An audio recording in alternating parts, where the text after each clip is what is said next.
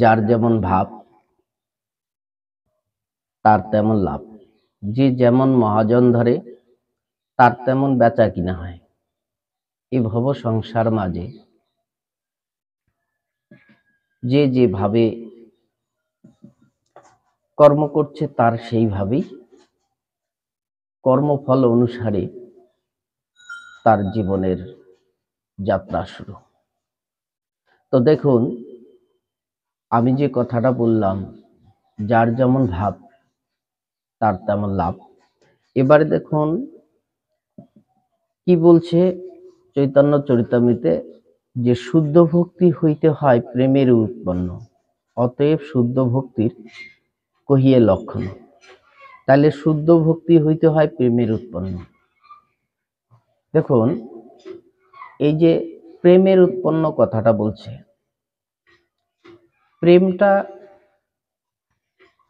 সেই প্রেমটা আমাদের উৎপন্ন হবে যে কিসের দ্বারা? সেই শুদ্ধ ভক্তির দ্বারা। ভক্তি আমরা ভগবানের চরণে করি, কিন্তু এই ভক্তিরও অনেক তাৎপর্য আছে। বিশুদ্ধ ভক্তি আমাদের না হলে, যার জন্য এখানে বলছে শুদ্ধ ভক্তি হইতে হয় প্রেমের উৎপন্ন। এই প্রেমটা এমনি ভক্তি উৎপন্ন আছে, ভক্তি আমাদের আসে, কিন্তু সেই ভক্তির সঙ্গে না প্রেম থাকে না। এবারে সেই প্রেমটা কি, মানে প্রেমটা কখন হয়? কারো প্রতি যখন কোনো আকর্ষিত হয় কেউ, তখন সেটা প্রেমে পরিণত হয়। সেটা কি রকম? যেমন চণ্ডীদাস রজকিনীর একটা তো পদ লিখেছেন, যে কি, যে নয়নে নয়নে, যে পীড়িত কথাটা লিখলেন, যে প্রীতি কিভাবে হয় বা প্রেম কিভাবে আসে। প্রীতি না হলে তো প্রেম আসতে পারে না। যখন কারো প্রতি ভালোবাসা জন্মায় তখন সে প্রেম হয়। তাই সেই প্রীতিটা করলেই তবে তো প্রেম হবে নাকি? এবার সেই প্রীতি লক্ষণটা কি, কিভাবে আসে? বলছে নয়নে নয়নে বানবরিশন,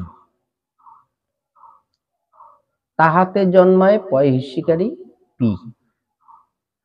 তাহলে নয়নে নয়নে বানবরিশন মানে, নয়নে নয়নে যখন বানবরিশন হলো, দেখা দেখি হয়, তখন কি হলো? হয়তো তাকে পছন্দ হলো। আগে তো দেখতেই হয়, তাই না? তাহলে নয়নে নয়নে বানবরিশন মানে, কাউকে যদি আমরা না দেখি, যদি আমরা ভগবানের সেই মূর্তিখানা না দেখতাম, তাহলে কি আর এত ভালোবাসার জন্ম নিত?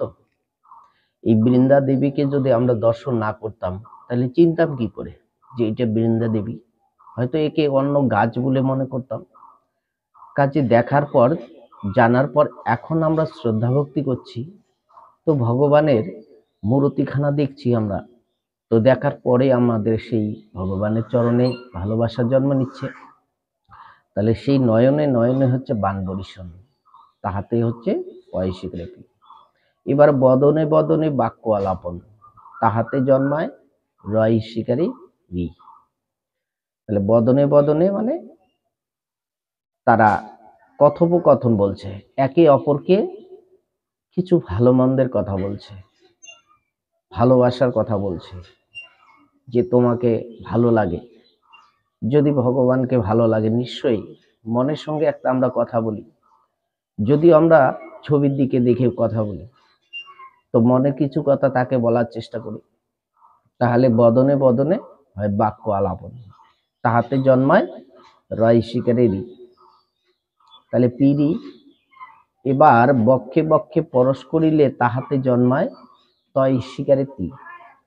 তাহলে এবারে দেখুন, বক্ষে বক্ষে পরশ মানে যদি কাউকে অন্তর দিয়ে ভালোবাসা হয়, তাকে ভালোবাসাটা এমন, ও বাবা মা সন্তানকে ভালোবাসতে পারে, বুকে জড়িয়ে ধরে, তো ভাই ভাইকে জড়িয়ে ধরতে পারে, বন্ধু বন্ধুকে ধরতে পারে, এবার প্রেমিক প্রেমিকে সে আলিঙ্গন করতে পারে, এবং গুরুজন তার শিষ্যকে করতে পারে, বা শিষ্য তার গুরুকে সে আলিঙ্গন করে সেই প্রেম, সেই ভালোবাসা সে প্রদান করতে পারে। সেই প্রেমের কথা বলছে এখানে। প্রেম সেখানে কোনো কাম বা কোনো ইন্দ্রিয় তৃপ্তির বাসনা নয়। এটা হচ্ছে একে অপরের প্রতি সেই প্রীতি, ভালোবাসা, এর নাম হচ্ছে প্রেম। তাহলে যখনই পরশ করলো, তার হৃদয়ের ভালোবাসা, তাকে যে স্নেহ করে, শ্রদ্ধা করে, তাকে ভালোবাসে, সেটাই তাকে অর্পণ করলো, একে অপরে আদান প্রদান। তাহলে কি হলো? প্রীতি। তাহলে পি শব্দে পীড়ন করে 10 ইন্দ্রিয় করে, তার সমস্ত ইন্দ্রিয়গুলো সেখানে যন্ত্রণা করছে, পীড়ন করছে এই প্রীতির মানে প্রেমের জ্বালায়। তাহলে পি শব্দে পীড়ন করে 10 ইন্দ্রিয় গণে। আবার রি শব্দে রতিভ্রষ্ট, রাগেরও লক্ষণে। কেন? কাউকে ভালোবাসতে গেলে রাগের প্রয়োজন আছে। আপনি ভগবানকে ভালোবাসুন, তো আপনি অন্য কোনো প্রেমিক প্রেমিকাকে ভালোবাসুন, যে যাইকে ভালোবাসুন, তাহলে সেখানে প্রেমের প্রয়োজন আছে বা রাগের প্রয়োজন আছে। তাহলে পি শব্দে পীড়ন করে 10 ইন্দ্রিয় গণে, রি শব্দে রতিভ্রষ্ট, রাগেরও লক্ষণ। এবার তি শব্দে তৃপ্তি করে হরিগুণ রসে। তাহলে এই যে তি শব্দে তৃপ্তি করে মানে তার মনের বাসনা, তার চাওয়া পাওয়া সমস্ত কিছু তৃপ্তি হয়ে যায়। তাহলে তি শব্দে তৃপ্তি করে হরিগুণ রসে। প্রীতির কথা কহে দ্বিজচণ্ডী দাসে। তাহলে দেখুন, এবার সেই প্রীতিটা যখন কারো ভিতরে না আসে, তাহলে সেই ভালোবাসার জন্ম নেবে না। আবার ভালোবাসার যদি জন্ম না নেয়, সেখানে প্রেম আসবে না। যখনই তার ভালোবাসা কোনো জিনিসের প্রতি তার জন্ম নেবে, তখনই ধীরে ধীরে প্রেম আসা শুরু হবে। তা বলছে এর মধ্যেও অনেক আমাদের থাকে চাওয়া পাওয়া, লোভ লালসা, বা কিছু ইন্দ্রিয় তৃপ্তির বাসনা, বিভিন্ন ধরনের আমাদের চাওয়া পাওয়া, লোভের উপর নির্ভর করে এই প্রেম ভালোবাসা। কিন্তু এখানে শুদ্ধ ভক্তির কথা কেন বলছে? যে শুদ্ধ ভক্তি যখন পর্যন্ত না আসবে তোমার, ততক্ষণ পর্যন্ত প্রেম হবে না। তো এগুলো থাকে কিছু কিছু ভালোবাসা আমাদের, যে চাওয়া পাওয়ার উপর নির্ভর করে। আমি যতদিন পাচ্ছি বা যতদিন আমার মানে সুযোগ সুবিধা হচ্ছে, ততদিন আমি ভালোবাসি। সেটা ভগবান হোক, বা সংসারে কোনো বন্ধু বান্ধব হোক, কোনো আপনজন, কোনো প্রেমিক প্রেমিকা, এরকমও হয়। কেন হয়? তো ভগবান যতদিন তাকে দিচ্ছে, ভালো চলছে, ততদিন ভগবানের প্রতি ভালোবাসা রাখে। যেই তার অনেক কিছু চলে যায় কর্মফলে, কর্মদোষে, তখন আর ভগবানকে ডাকে না, তখন আর প্রেমিক প্রেমিকাকে ভালোবাসে না, বন্ধু বন্ধুকে আর ফিরে দেখে না। হুম।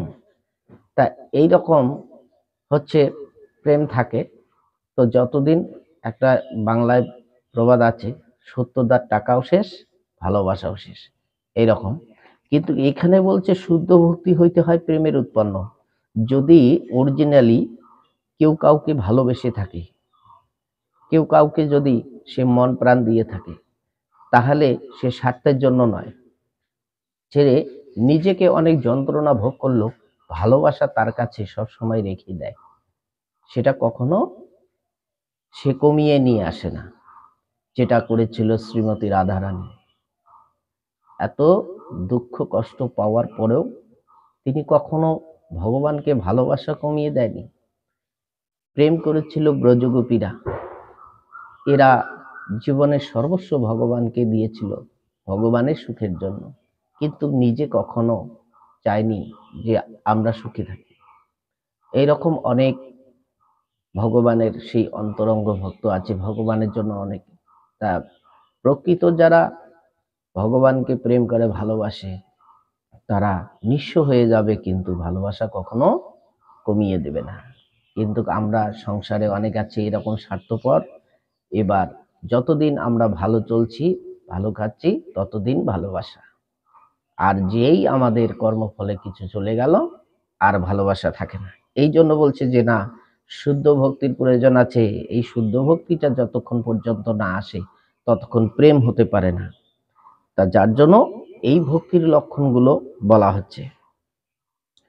তা এইভাবে শুদ্ধ ভক্তি করতে করতে কি বলছে, যে আমাদের যে ভগবানের প্রতি ভালোবাসা, কেন এটা বলছে যে না, এটা পরীক্ষার প্রয়োজন আছে, অনেক গাঢ় থেকে অতি গাঢ় প্রয়োজন আছে।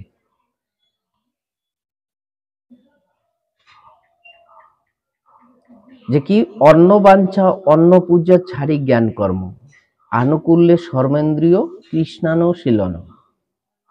এই শুদ্ধ ভক্তি ইহা হইতে প্রেম হয়, পঞ্চরাত্রে ভাগবতে এই লক্ষণ কয়। দেখুন, অন্ন বাঞ্ছা অন্ন পূজা ছাড়ি জ্ঞান কর্ম। মানুষের বিভিন্ন ধরনের মনের বাঞ্ছা থাকে, বিভিন্ন বাসনা থাকে, থাকতেই পারে। এবার বলছে অন্ন পূজা, বিভিন্ন অন্ন পূজা বলতে কৃষ্ণ পূজা ছাড়া অন্ন পূজা, মানে ভগবানের পূজা বাদ দিয়ে অন্য অন্য বিভিন্ন ধরনের দেব দেবী, তো বিভিন্ন ধরনের ভূত পিশাচ, এই ধরনের পূজা, বিভিন্ন ধরনের জ্ঞানের দ্বারা বিভিন্ন কর্ম আছে। তা বলছে আনুকূল্যে সর্বেন্দ্রিয় কৃষ্ণানুশীলন, এই শুদ্ধ ভক্তি ইহা হইতে প্রেম হয়। এই সমস্ত ছেড়ে দিয়ে যতক্ষণ পর্যন্ত কৃষ্ণ অনুশীলন না করা হচ্ছে, বিভিন্ন ধরনের দেব দেবী যতই সাধনা করো না কেন, যতক্ষণ পর্যন্ত তোমার ইন্দ্রিয়গুলো কৃষ্ণানুশীলন, মানে সমস্ত ইন্দ্রিয়গুলো যতক্ষণ পর্যন্ত ভগবতমুখী না হচ্ছে, ততক্ষণ কি হচ্ছে না, দেখো এই শুদ্ধ ভক্তি হইতে ইহা হইতে প্রেম হয়। তাহলে এইভাবে যখন আমার সমস্ত ইন্দ্রিয়গুলো ভগবতমুখী হয়ে গেল, তখন কি হচ্ছে, এই ভগবতমুখী হওয়ার কারণে আমার ভিতরে একটা প্রেম জন্ম নেবে, সেই প্রেম উৎপন্ন হবে। তা এটা কোথায় বলছে, ভাগবতে বলছে, পঞ্চরাত্র ভাগবতে বলছে। তা দেখুন কিভাবে হয়, প্রত্যেকটা জিনিসের একটা সিঁড়ি আছে। সাধন ভক্তি হইতে হয় রতির উদয়, রতি গাঢ় হইলে তার প্রেম নামও কয়।